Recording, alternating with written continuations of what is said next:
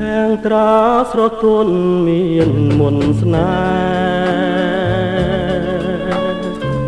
ហ៍ល្អផុនគេក្នុងលោកីបើសិនអូនព្រមរួមពីសម័យចរណហើយកែគុំព្រោះវ័យចិន្តាបងសូមច្រៀងចម្រៀងស្នេហ៍ច្រៀងធ្នមបំពេប្រលឹងដែលរៀងស្នេហ៍ហាមកស្ដាប់កាលណា